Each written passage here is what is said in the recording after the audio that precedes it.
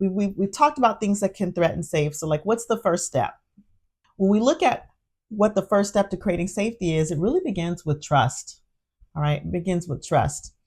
And the first thing to understand is that there's different levels of trust. But oftentimes people are asked to be at levels of trust for which they not only have earned, they have not only not earned, but have not, that maybe the person may not be capable of at the level of which their relationship is at that time. So briefly, we start at situational trust. All right. And that's basically for a specific situation, I trust you. All right. So there's an incident that happens. In a hospital, something happens, people are called to the room. There's RT, there's, nurses, there's doctors, there's radiology. People are working to save a life, and each person is trusting each other in that situation to do what they're supposed to do. Situational trust.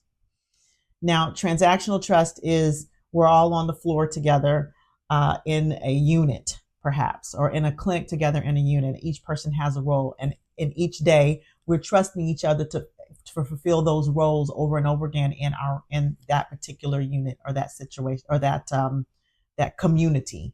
So there are transactions that happen every day, and we trust each person to provide. Trust that if I call this nurse, if I call this RT, if I call this doctor, they will come and they fulfill the role.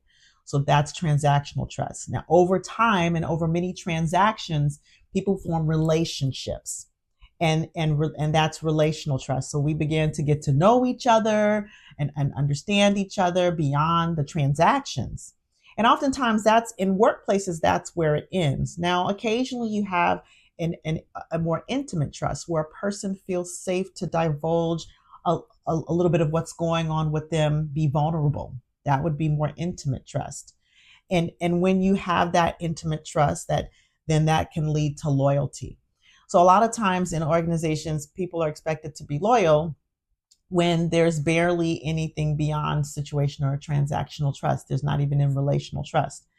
And so it's important to recognize that trust is not automatic, and that oftentimes, depending on one's background or how you were socialized, or there can be an assumption that when we interact with people that we're automatically trustworthy, or that people automatically should trust us.